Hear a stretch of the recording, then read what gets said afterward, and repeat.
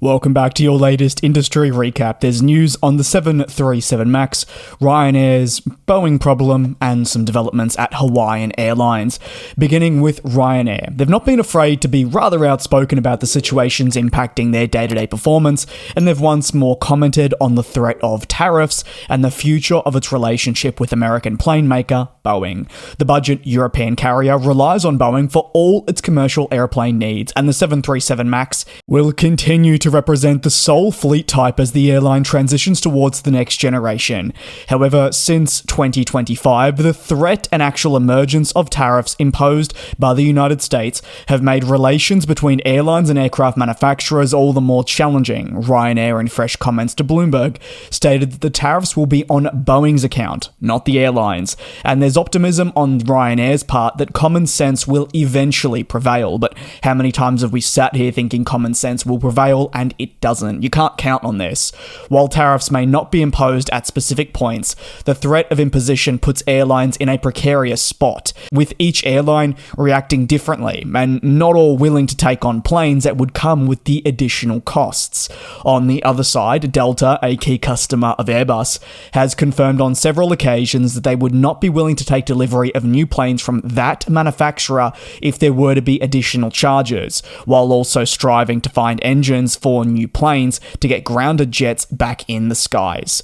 For Ryanair, the threat of tariffs and possibility of a delivery pause is the latest string in many struggles they've experienced with the American plane maker across the last half-decade, the other challenges more so centering around the certification process and delayed output rates. Ryanair has been short on aircraft, and for a company of its size, the inability to take on new gen types on time has affected its own chance at expanding and serving markets with the necessary capacity, leading to very vocal frustrations. At this stage, nothing is set in stone. For Ryanair, it must continue to monitor the unfolding political situation, although some discussions have been held about switching to another plane maker. It's just not as easy as doing that. And while concerns remain over the delivery of new gen aircraft to support Ryanair's future, there is some good news. The budget European carrier is reporting more than a doubling of net profit across the April to June quarter, which is significantly higher than what was expected, and the company saying was driven by last-minute higher fares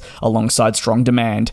Additionally, there are encouraging signs for the remainder of the busy 2025 summer period, with demand expected to be more than robust as more people travel across their network.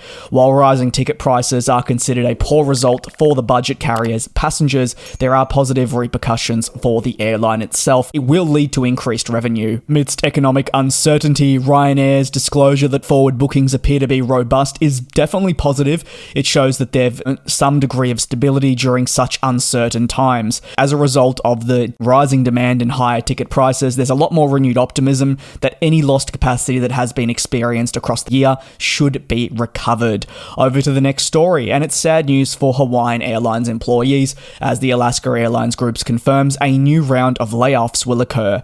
The decision involves cutting around 250 roles currently in place at the airline following the merger between the two carriers approved last year, resulting in much change. Several facilities will see 252 non-union employees depart the Hawaiian company, with the majority of the focus on those located at the corporate headquarters in Honolulu. Despite the freshness of the announcement, airline spokespeople confirmed that those losing their position were made aware of the decision some time ago.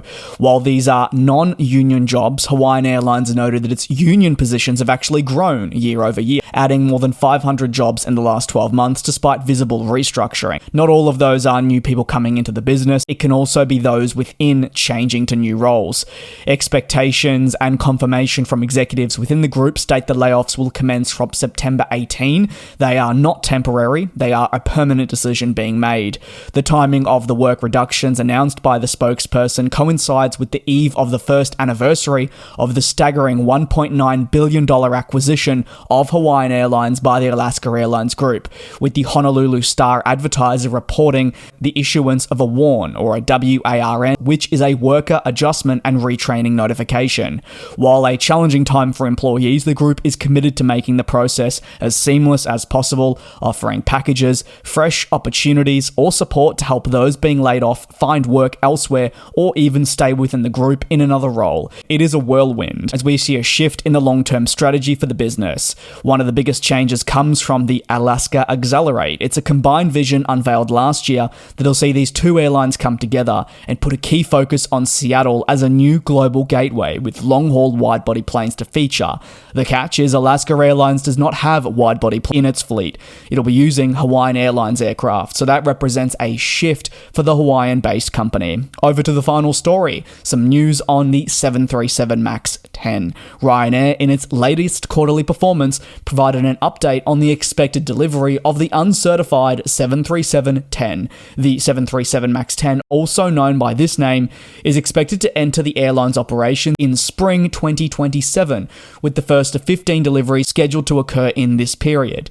The delivery of the MAX 10 at this point aligns with Boeing's expectations, which have been communicated to these carriers. That involves an expected certification to occur by the end of this year. We're looking currently at a time frame of late 2025. If certification were to be achieved during that period, it would still represent, yes, a sizable delay from the initially proposed launch, but it is nevertheless a massive step in the right direction for all parties involved, especially a step for the plane maker to get the approval and formally start working through the backlog, and hopefully coinciding with the eventual increase in production capacity rates. In production caps that have been in place since the beginning of last year.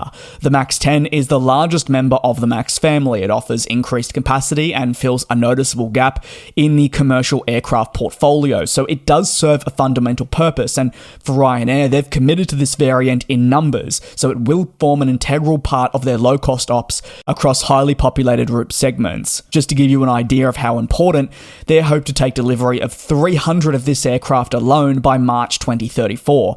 The 737 MAX 10 joining the 737 Gamechanger also present, the fleet rising to over 600 aircraft and enabling traffic growth to now 206 million passengers. While, as touched on at the beginning of this video, the threat of tariffs present a degree of uncertainty, there's hope that common sense will prevail on all fronts, but it doesn't necessarily guarantee smooth sailing, and there's always the risk of delivery pauses alongside certification slipping. But what is encouraging about all of this, Ryanair's forecasting comes at the exact same time as United's, who have also been negatively outspoken about the MAX 10 program. And we find ourselves now with United Airlines pretty much confirming that they also expect to take on the first 737-10 in 2027 too. While they have made contingency plans if that was to arrive in 2028, there is renewed optimism, and it's fantastic to see. It's been a rough 5 years for this program, certainly for this high-capacity aircraft, so to finally see it nearing approval, positive signs, and let's hope it stays like that. Let me know your thoughts down below in the comments. Thanks for watching, and I'll see you tomorrow.